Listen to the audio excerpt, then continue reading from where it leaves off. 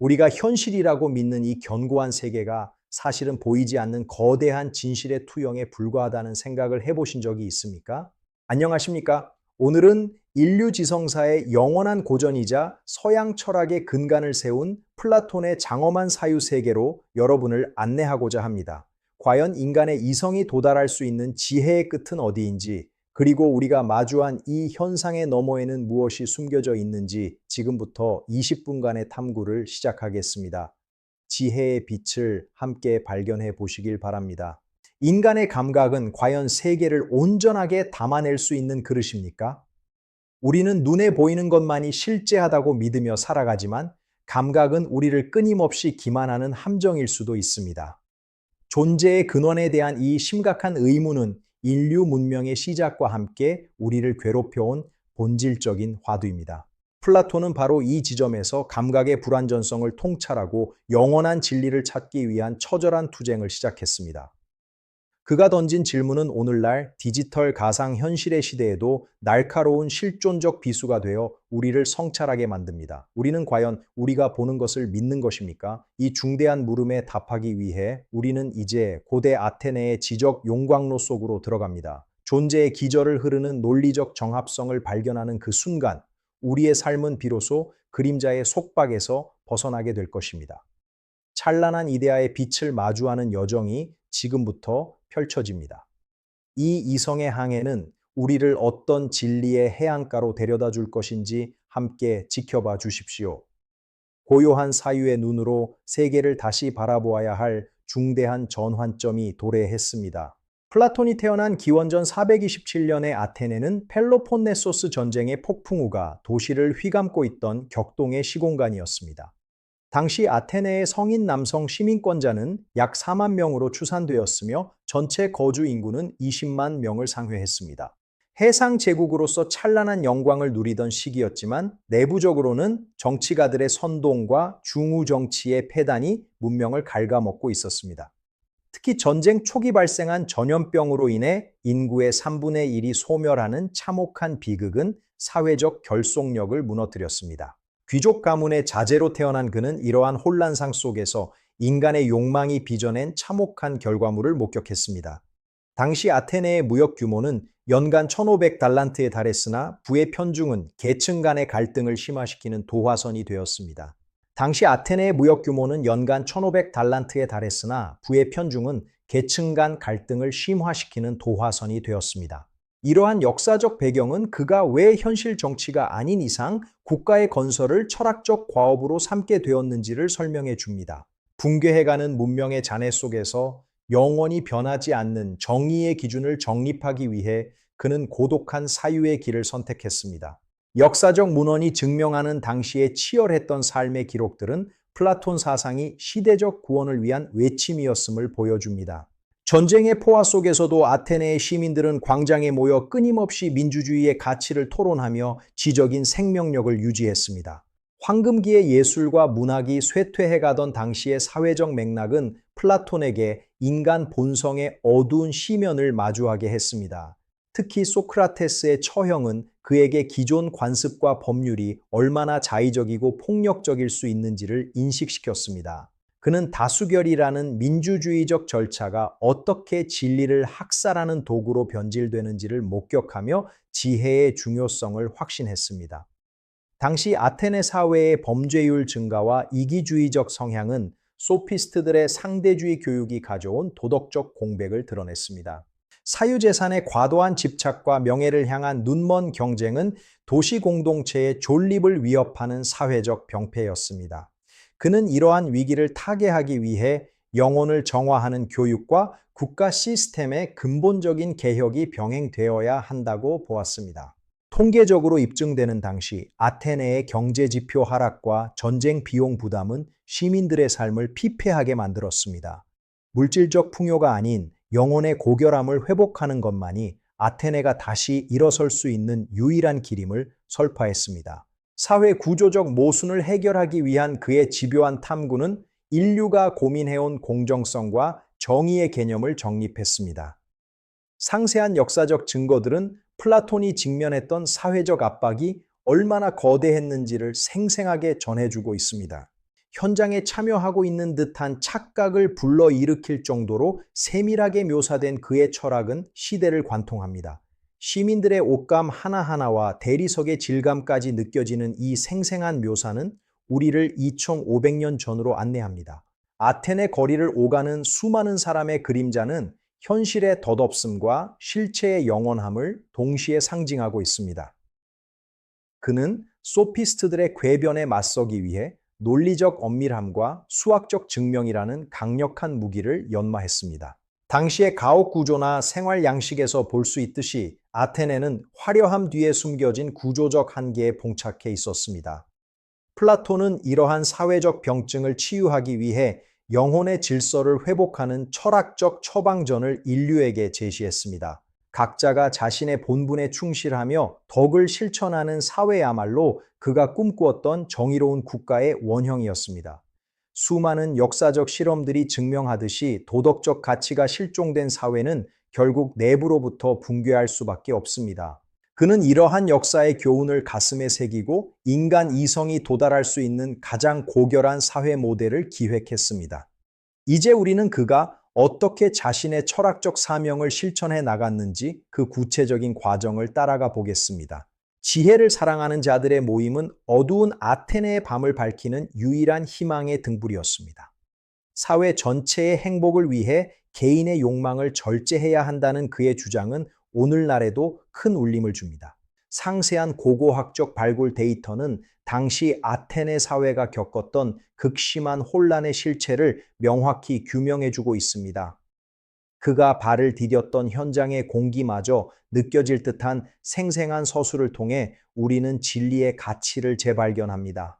황금기의 예술과 문학이 쇠퇴해가던 당시의 사회적 맥락은 플라톤에게 인간 본성의 어두운 시면을 마주하게 했습니다. 특히 소크라테스의 처형은 그에게 기존 관습과 법률이 얼마나 자의적이고 폭력적일 수 있는지를 인식시켰습니다. 그는 다수결이라는 민주주의적 절차가 어떻게 진리를 학살하는 도구로 변질되는지를 목격하며 지혜의 중요성을 확신했습니다. 당시 아테네 사회의 범죄율 증가와 이기주의적 성향은 소피스트들의 상대주의 교육이 가져온 도덕적 공백을 드러냈습니다. 플라톤 사상을 관통하는 가장 강력한 촉매제는 바로 스승 소크라테스의 삶과 그가 맞이한 비극적인 종말이었습니다. 기원전 399년 아테네 법정이 가장 현명한 사람에게 독배를 내렸을 때 청년 플라톤은 큰 충격을 받았습니다. 스승이 시장 바닥에서 던졌던 질문들은 제자의 영혼 속에 변증법이라는 날카로운 사유의 도구를 심어주었습니다.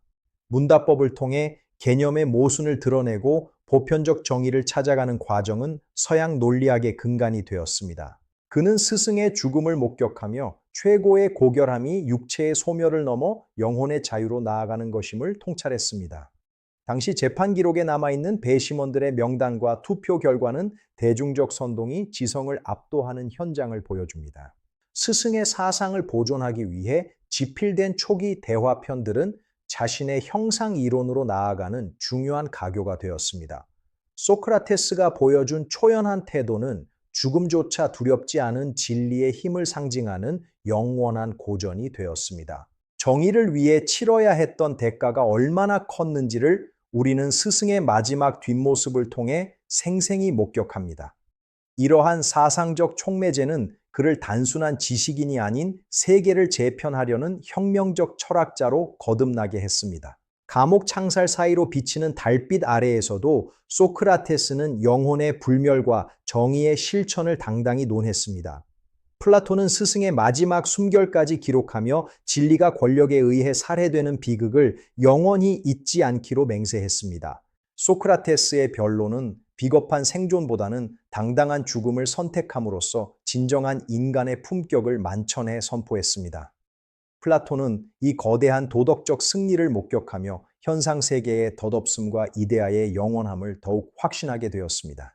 플라톤 사상을 관통하는 가장 강력한 촉매제는 바로 스승 소크라테스의 삶과 그가 맞이한 비극적인 종말이었습니다.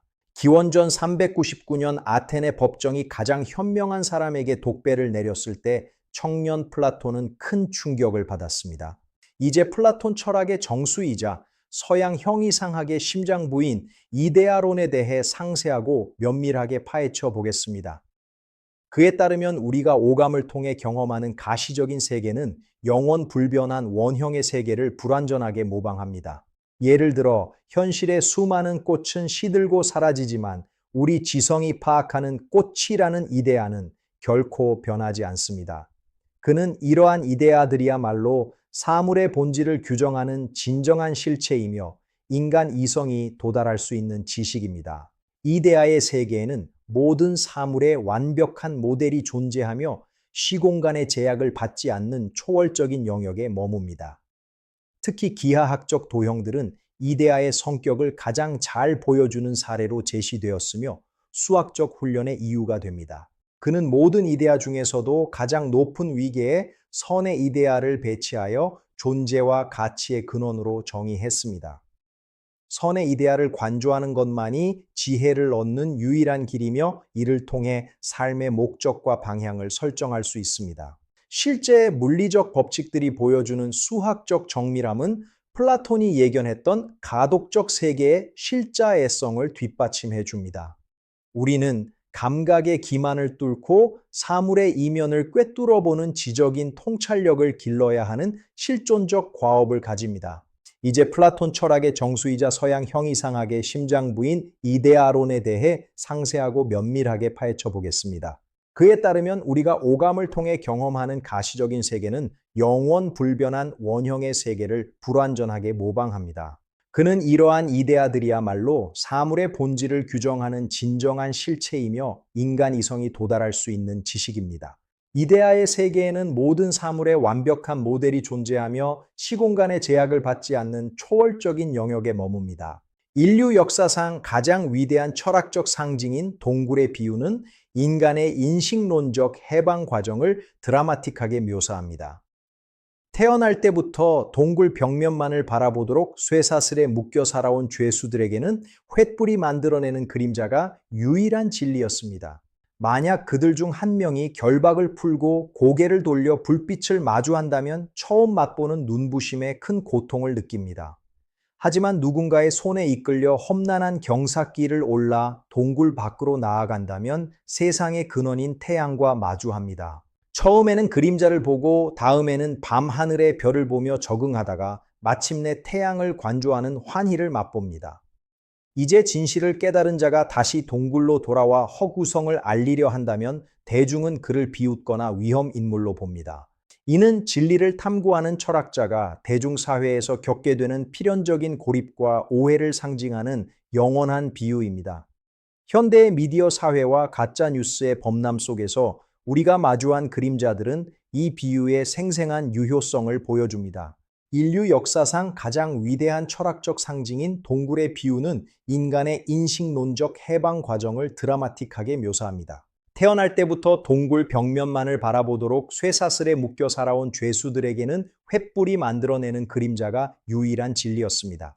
만약 그들 중 한 명이 결박을 풀고 고개를 돌려 불빛을 마주한다면 처음 맛보는 눈부심에 큰 고통을 느낍니다. 플라톤은 개인의 영혼이 가진 세 가지 기능인 이성, 기계, 욕망이 각 덕목을 갖추고 조화를 이루어야 한다고 믿었습니다. 이러한 영혼의 지도를 국가라는 거대한 캔버스에 옮겨놓은 것이 바로 필생의 역작인 국가의 이상사회입니다. 그는 통치자 계층에게 사적 소유와 가족 관계마저 제한하는 엄격한 책무를 요구하여 권력의 변질을 차단하려 했습니다.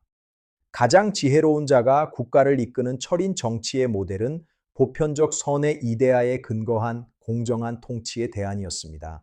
당시 아테네의 인구 분포와 사회 구조를 분석한 이 계층 시스템은 최적의 역할을 수행할 때 행복을 극대화합니다. 실제 통계적으로 분석된 이상 국가의 교육 과정은 유아기부터 50대에 이르는 고도의 지적 필터링 시스템이었습니다. 그는 수호자 계층에게 금과 은의 소유를 금지하고 오직 공동체의 안전만을 생각하도록 엄격한 도덕 규율을 적용했습니다. 이러한 기획은 전체주의적이라는 비판을 받기도 하지만 정의에 대한 열망은 인류가 추구해야 할 영원한 가치입니다. 현장에 참여하고 있는 듯한 생생한 묘사를 통해 드러나는 이상 국가는 인간 지성이 기획한 고결한 조직 형태입니다. 우리는 그가 설계한 거대한 사회적 실험을 통해 오늘날 마주한 정치적 갈등과 모순을 해결할 근본 지혜를 얻습니다. 기원전 387년경 설립된 아카데미아는 서구 교육기관의 시원이자 인류 지성사의 요람인지적 보루였습니다. 이곳은 단순히 지식을 암기하는 장소가 아니라 문답법과 수학 탐구를 통해 스스로 진리를 깨닫는 도량이었습니다. 900년 동안 존속했던 이 공동체는 아리스토텔레스와 같은 천재를 배출하며 유럽 대학 시스템의 근간을 확립했습니다. 파피루스 문헌들은 당시 아테네가 도달했던 천문학과 기하학이 철학과 어떻게 융합되었는지 증명하는 사료입니다. 아카데미아 입구의 경고는 논리적 훈련이 진리 탐구의 필수 전제 조건임을 천명한 엄격하고도 거룩한 기준이었습니다. 그는 교육이 단순히 정보를 전달하는 것이 아니라 영혼의 눈을 어둠에서 빛으로 돌리는 신성한 전환이라 믿었습니다. 플라톤의 사유는 현대 물리학의 양자론적 해석이나 인공지능의 알고리즘 설계 원리에까지 광범위한 영향을 미칩니다. 수학적 실제론을 신봉하는 오늘날의 과학자들은 우주의 기저 질서가 이데아의 현대적 변용임을 명확히 인정합니다. 서구 지성사는 플라톤 철학에 대한 일련의 각주에 불과하다는 평가는 그의 압도적인 비중을 상징하는 표현입니다. 수만 권의 저서에 인용된 그의 사유들은 인류가 도달한 지적 정점이 어디인지 상기시키며 우리를 성찰로 인도합니다. 찬란했던 아테네의 물리적 영광은 사라졌지만 그가 창조한 진리의 왕국은 시간의 풍화를 견디며 영혼 속에 숨쉽니다. 이제 우리는 이데아의 빛을 따라 동굴의 어둠을 박차고 나가는 용기를 내어 진실의 얼굴을 겸허히 마주해야 합니다. 존재와 본질에 대한 그의 집요한 물음은 시공을 초월하여 오늘을 사는 우리에게 가장 고귀한 인간적 품격을 증언합니다. 지혜의 등불을 들고 무지의 시면을 밝히고자 했던 그의 위대한 여정은 이제 새로운 천년의 역사로 이어질 것입니다.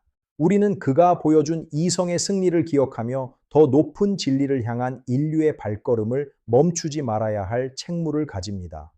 상세한 묘사와 풍성한 서술로 재현된 이 대작 다큐멘터리는 시청자 여러분께 잊지 못할 지적 전율을 선사할 것입니다.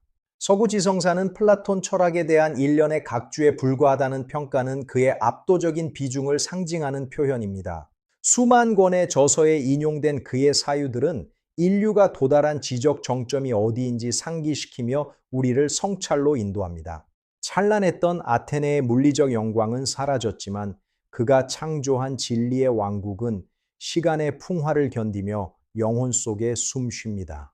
당시 아테네의 무역 규모는 연간 1,500달란트에 달했으나 부의 편중은 계층 간의 갈등을 심화시키는 도화선이 되었습니다. 붕괴해가는 문명의 잔해 속에서 영원히 변하지 않는 정의의 기준을 정립하기 위해 그는 고독한 사유의 길을 선택했습니다. 그는 다수결이라는 민주주의적 절차가 어떻게 진리를 학살하는 도구로 변질되는지를 목격하며 지혜의 중요성을 확신했습니다.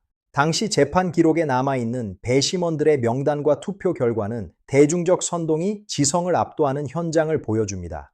이데아의 세계에는 모든 사물의 완벽한 모델이 존재하며 시공간의 제약을 받지 않는 초월적인 영역에 머뭅니다. 태어날 때부터 동굴 벽면만을 바라보도록 쇠사슬에 묶여 살아온 죄수들에게는 횃불이 만들어내는 그림자가 유일한 진리였습니다. 당시 아테네의 인구 분포와 사회 구조를 분석한 이 계층 시스템은 최적의 역할을 수행할 때 행복을 극대화합니다. 파피루스 문헌들은 당시 아테네가 도달했던 천문학과 기하학이 철학과 어떻게 융합되었는지 증명하는 사료입니다. 수학적 실제론을 신봉하는 오늘날의 과학자들은 우주의 기저 질서가 이데아의 현대적 변용임을 명확히 인정합니다. 서구 지성사는 플라톤 철학에 대한 일련의 각주에 불과하다는 평가는 그의 압도적인 비중을 상징하는 표현입니다. 기원전 427년 아테네는 문명적 자부심과 멸망을 향한 불안감이 공존하던 격동의 시기였습니다. 해상 무역의 거점인 피르스 항구는 아테네 경제의 핏줄이자 생명선과도 같은 역할을 수행했습니다. 하지만 전염병의 위협은 시민들의 일상을 송두리째 뒤흔드는 거대한 공포의 대상이 되었습니다. 플라톤은 이러한 극한의 상황 속에서 인간 본연의 존엄성을 찾고자 처절한 사유를 시작했습니다. 아고라의 열띤 토론은 민주주의의 꽃이었으나 점차 선동가들의 놀이터로 변질되고 있었습니다. 소피스트들은 상대적 진리를 설파하며 공동체의 고정된 가치 기준을 무너뜨리고 있었습니다. 이에 맞서 플라톤은 절대적이고 영원한 진리인 이데아의 존재를 강력하게 주장하기 시작했습니다. 시민들의 화려한 의복 뒤에는 도덕적 해이라는 어두운 그림자가 짙게 드리워져 있었습니다. 스승 소크라테스의 법정 변론은 비굴한 생존보다 당당한 죽음을 선택한 위대한 선언이었습니다. 그는 마지막 순간까지도 제자들에게 지혜를 향한 탐구를 결코 멈추지 말라고 당부했습니다. 플라톤은 스승의 마지막 숨결을 하나하나 기록하며 진실이 승리하는 세상을 간절히 꿈꾸었습니다. 독배를 마신 소크라테스의 평온한 얼굴은 육체를 넘어선 영혼의 완전한 자유를 상징합니다. 우리가 현실에서 경험하는 모든 현상은 완벽한 원형인 이데아의 불완전한 복제품일 뿐입니다. 기하학적 완벽함은 이데아의 성격을 가장 직관적으로 보여주는 지적인 창문과도 같습니다. 선의 이데아는 모든 가치의 정점에서 만물의 존재와 지식의 빛을 비추는 영원한 태양입니다. 이성을 통한 사유의 상승 과정은 인간의 영혼이 참된 실제를 찾아가는 거룩한 여정입니다. 동굴 속 죄수들에게 벽면의 그림자는 움직일 수 없는 실체이자 세상의 전부로 인식되었습니다. 사슬을 끊고 밖으로 나가는 과정은 극심한 눈부심과 고통을 수반하는 지적인 투쟁입니다. 눈부신 태양 아래서 마주한 사물의 본 모습은 죄수에게 형언할 수 없는 지적 환희를 줍니다. 다시 어둠으로 돌아와 진실을 전하는 일은 고독하지만 결코 멈출 수 없는 철학자의 사명입니다.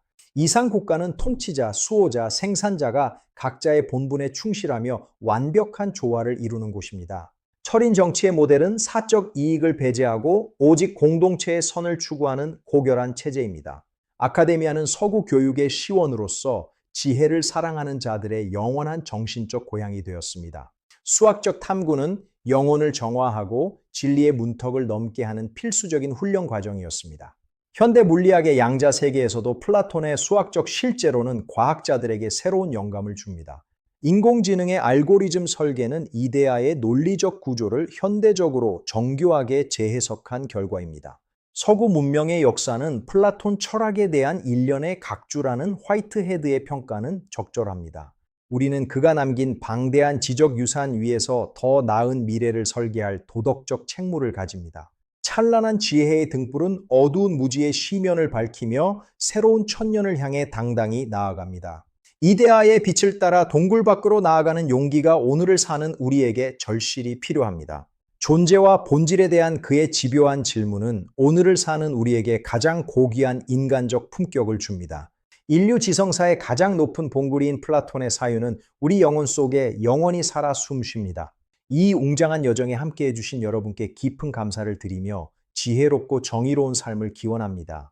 지금까지 플라톤이 제시한 이데아의 세계와 인간 이성의 위대한 여정을 함께 살펴보았습니다. 오늘의 탐구가 여러분의 삶 속에서 진실의 빛을 발견하는 소중한 나침반이 되기를 진심으로 기원하겠습니다. 끝까지 시청해 주셔서 깊은 감사를 드립니다. 구독과 좋아요를 눌러주세요. 감사합니다. 건강하십시오.